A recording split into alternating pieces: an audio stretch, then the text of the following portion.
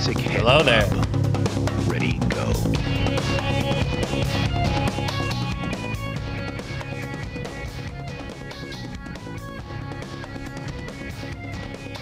Don't mind me. All right, Bradshaw with you here. 1:30 on a Monday afternoon. Eventful weekend. Coming up, the Des Moines Register breaking 40 years of tradition in endorsing winners like Walter Mondale, Jimmy, Carter, hello. Goes back to their roots. Last Republican they endorsed for president, Richard Nixon. That one worked out well. Today, and mind you, here, considering I don't tie an onion to my belt because that was the fashion of the day. Again, whether it's the New York Times, Cleveland Plain Dealer, newspaper endorsements don't carry a whole heck of a lot of weight.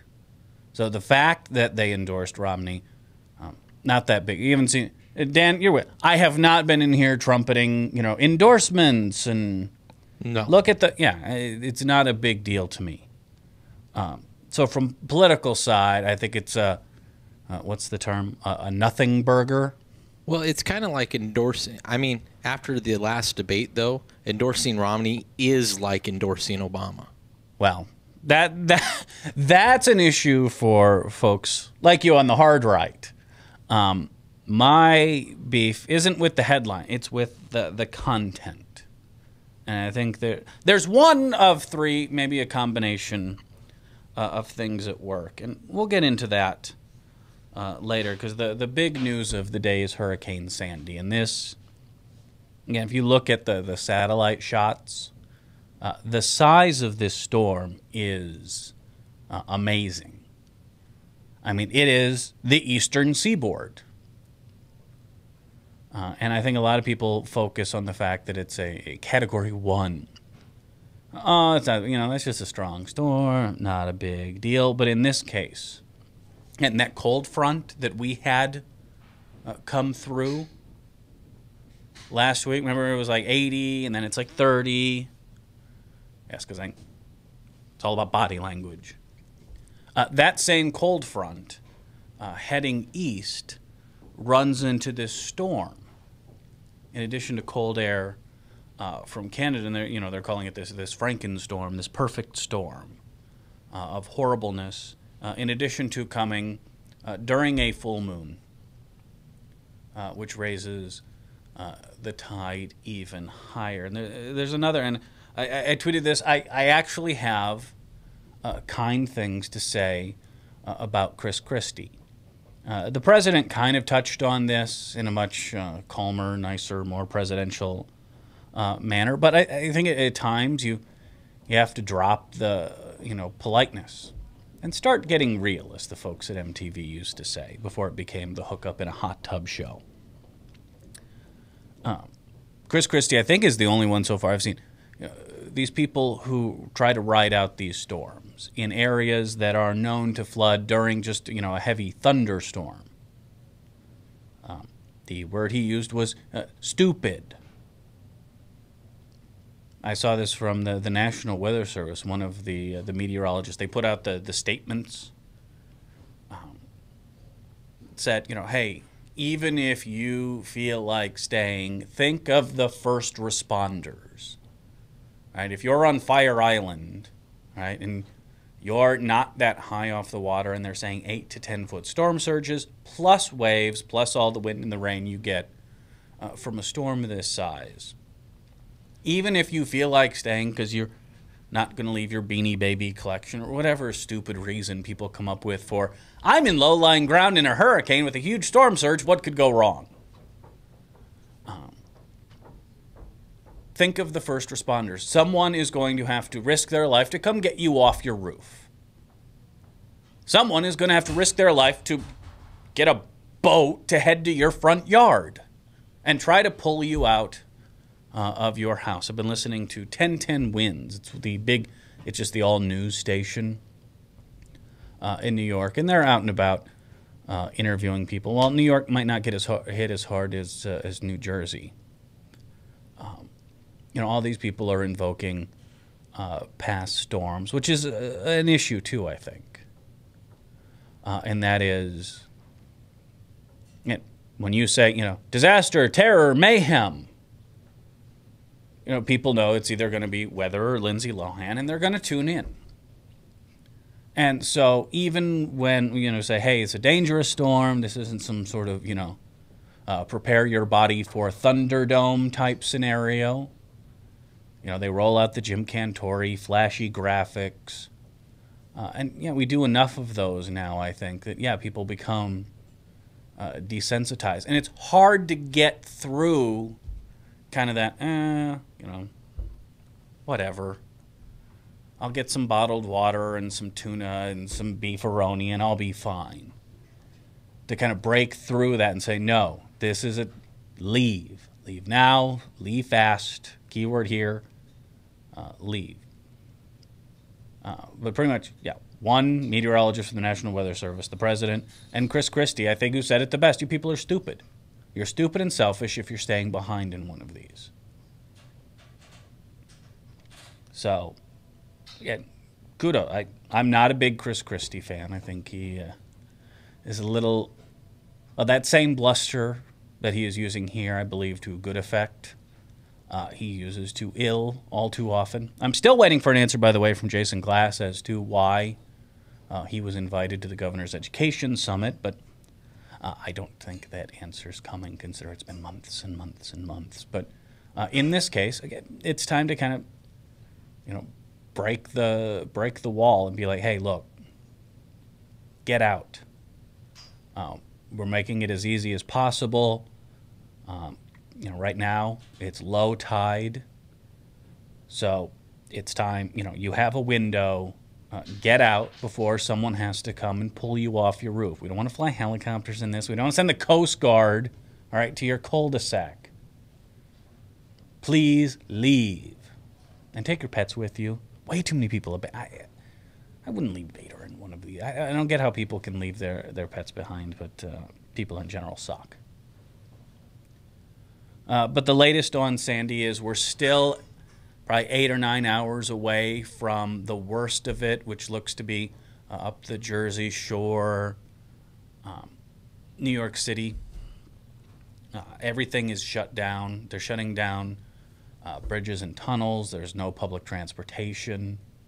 If you ever get this, the New York subway, in the absolute bone driest, week, month of the year, pumps tons of water out of the subway system. All right, that's just on a dry day in the middle of a drought. In some cases, using secondhand pumps. And when I say secondhand, I mean secondhand from the building of the Panama Canal. In an event like this, there's not a whole lot they can do. And I saw some of the, it's plywood, it's sandbags. This is going to cause some serious problems. But, especially these lower lying or barrier island places where people, look, I'm sure it's a very beautiful, I loved Dawson's Creek. I mean, these are beautiful places to live. I understand that, but it comes with a couple other issues.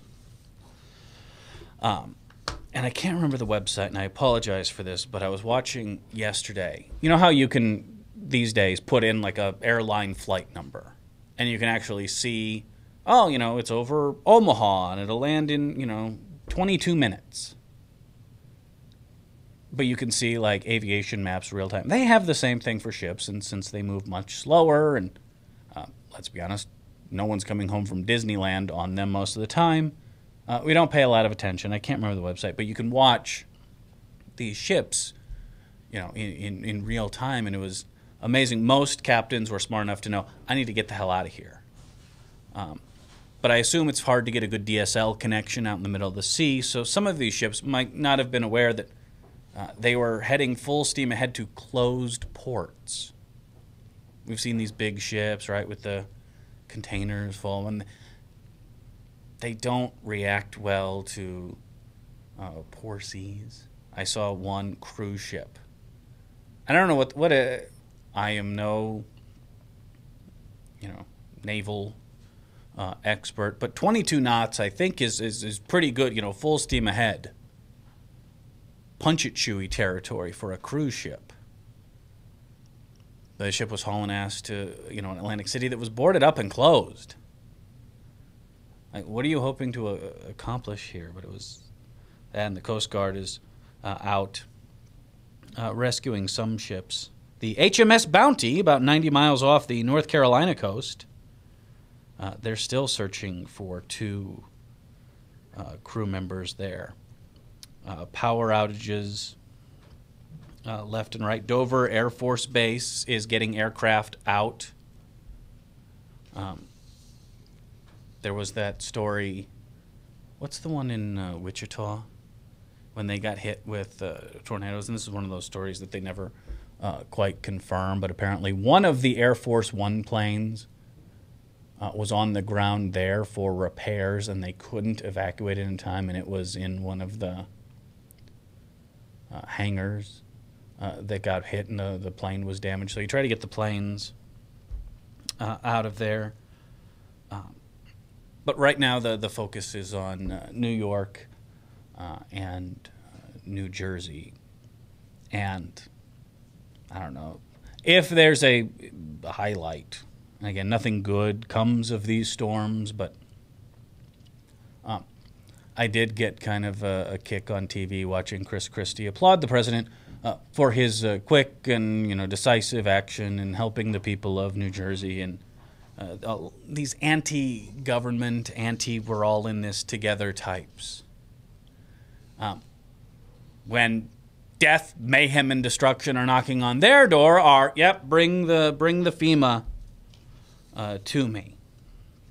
And again, this is part of the problem with Republicans living in a YouTube world, because, and by the way, the Romney campaign had a chance to etch-a-sketch this one away last night and didn't take it.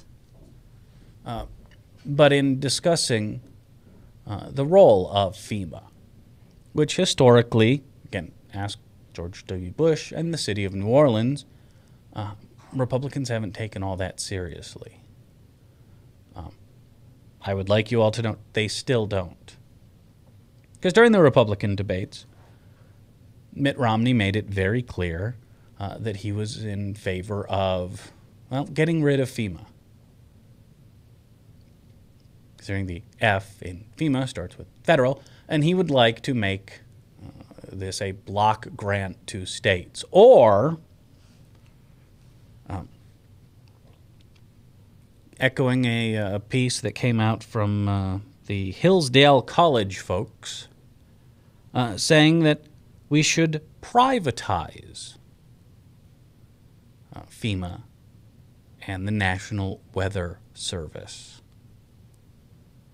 Mitt Romney said it was immoral to spend this money on FEMA, and certainly the House of Representatives has agreed. They wanted to cut $1.2 billion from NOAA, the National Oceanic and Atmospheric Administration, the people who study these things. They want to make a cut to the Polar Joint Satellite System. This is where a good chunk of our weather data comes from. And now, thanks to these cuts, we may spend a year without these polar satellites that bring us somewhere between 75 and 85% of our weather data. The, expected lifespan of one of these satellites, you can only push them so far. At some point, they fail and become space junk and need to be replaced. So we may get lucky and the satellites hold out past their expected lifespan. It happens. But apparently the Republican plan is to, plan on it. And if you know what happens, you know what happens. One thing, since the election is a week from now and Republicans can go back to being themselves, one thing that scares me is we saw hurricanes, We saw tornadoes tearing through, Missouri and Virginia. We saw that earthquake in Virginia, Hurricane Irene. In every single one of these cases, the House of Representatives, led by John Boehner, Eric Cantor, and friends, used the opportunity, because normally it's a no-brainer. Disaster hits, disaster aid given. Not in these cases. They saw them as hostage situations.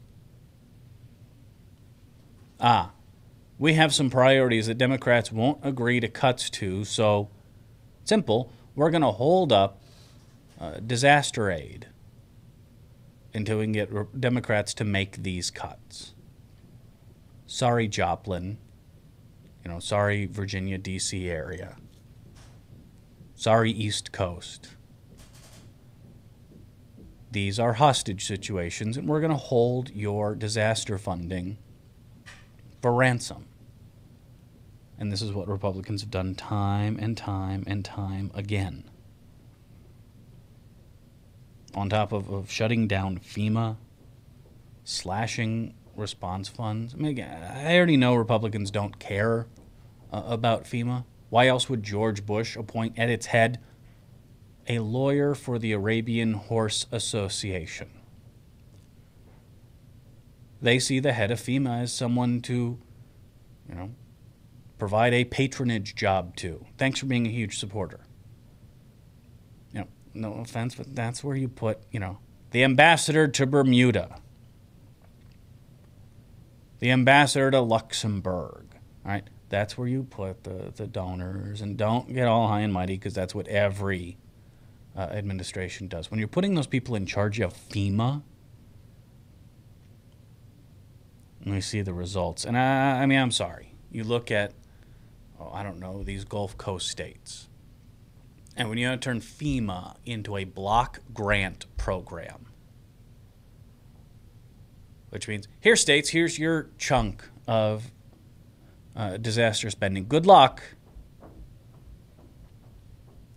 I mean, I may bemoan some of these ignorant hillbillies. Is that? I don't want to be too inflammatory here.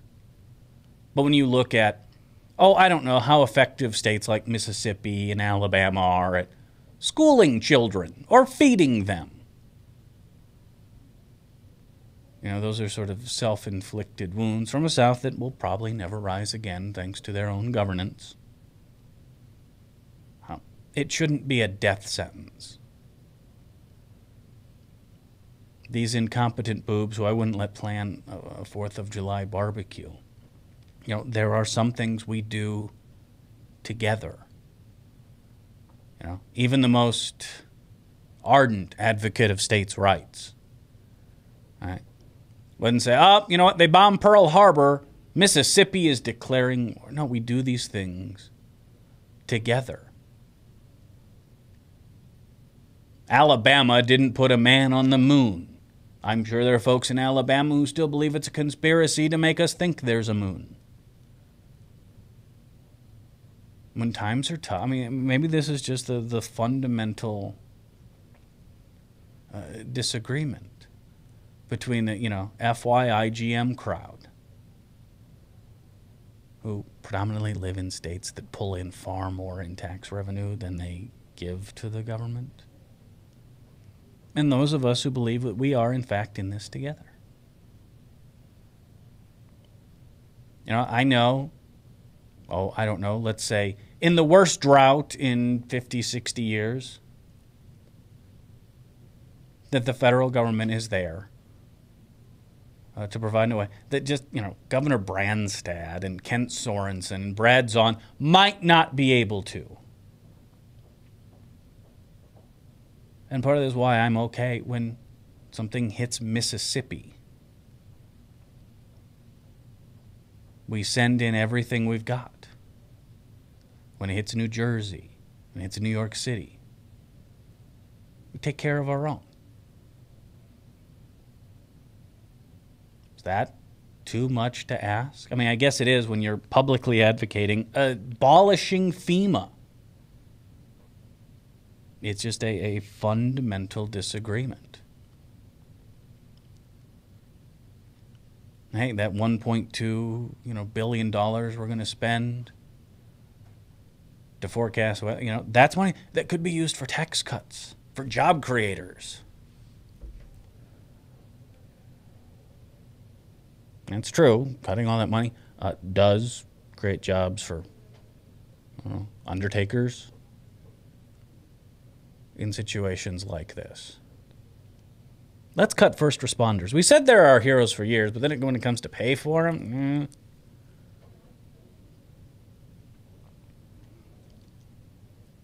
I try not to be too inflammatory in situations like this, but it does bring out the worst. Today, the federal government is effectively shut down. Federal employees in D.C. are told to stay home. Right, there is a, huge death storm headed their way. So they've shut down the metro in D.C., for example. Some people just, whatever reason, in a situation like this, their inner a-hole comes out. Chuck Grassley decides to, just one of his fun dead deer you and I volleyball tweets in the middle of that string says that the BLS, the Labor Department, may delay the jobs report. Because they're shut down. Now, they haven't announced that it's delayed, but there's talk that it might be because, there are extenuating circumstances. Chuck Grassley's response: why release something that might hurt Obama? I've tried to explain to people for years what a hack he truly is. He spends a lot of time kind of portraying, I'm that kind of elderly, little dotty, but friendly and personal. He is a mean son of a bitch. As someone who has personally affronted Senator Grassley and seen the mask fall and the switch, get flipped, whether he's, again, on a street corner in Iowa. And remember, Chuck Grassley was one of the people personally invited. We want you to be one of the lead negotiators in healthcare reform. Invited to the White House. And what did they get for this? Well, Grassley told them straight up, you can give me everything I'm asking for, and unless Republicans support this bill, I won't vote for it. Then comes back to Iowa, stands in a street corner, and accuses the president of wanting to pull the plug on grandma. Can we just drop the facade? We know what Chuck Grassley is. And now it's a conspiracy. Maybe he's like the Limbaugh, when Limbaugh thought that the National Hurricane Center was in cahoots with Team Obama to disrupt the Republican convention.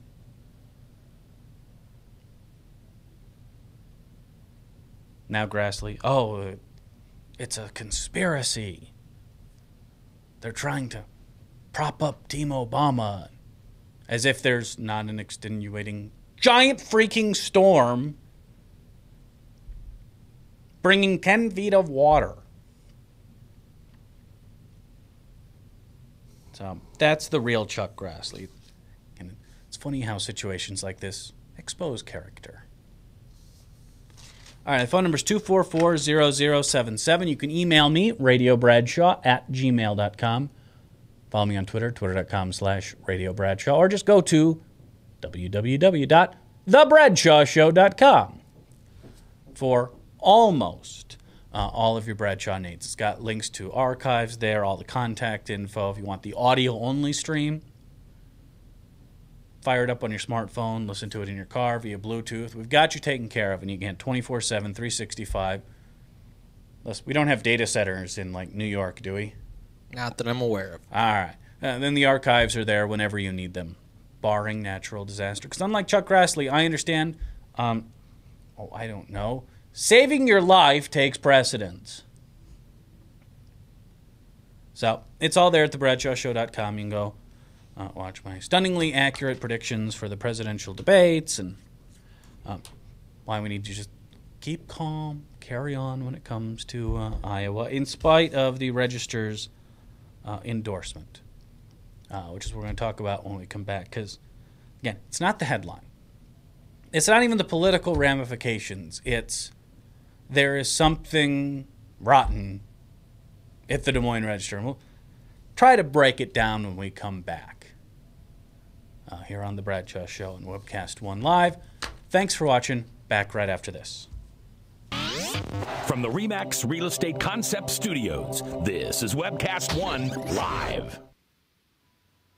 Drug and alcohol addiction slowly steals a person's identity, tearing away pieces of their life little by little until one day it seems like the hope of a happy future is gone and there's no chance of getting it back. Here at St. Gregory Retreat Centers, we can assure you that there is hope. Our unique approach to recovery begins with the understanding that the dysfunction and damage caused by addiction can be overcome, not just dealt with. Don't let another day go by. Call St. Gregory today.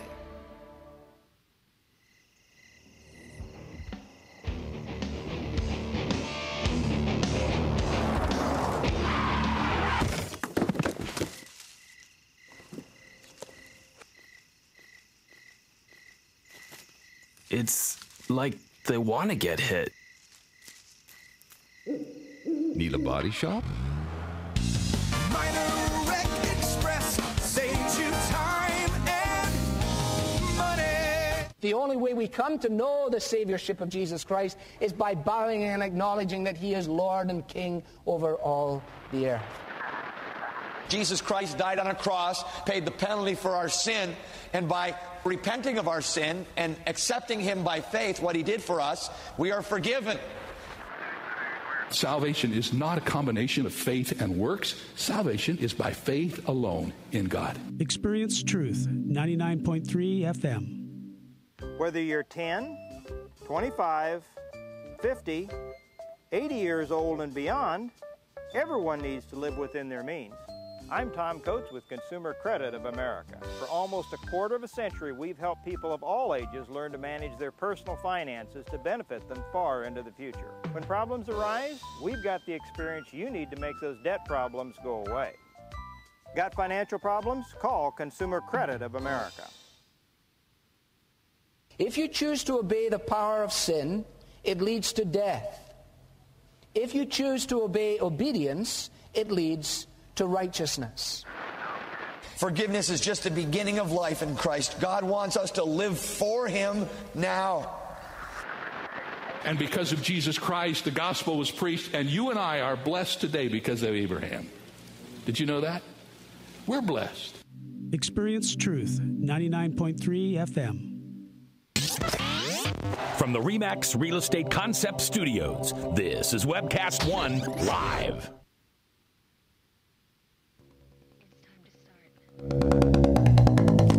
Rock concert movement number one. Maybe we do have The basic head bob. data center. Ready, go. One of the streams is down, but if you're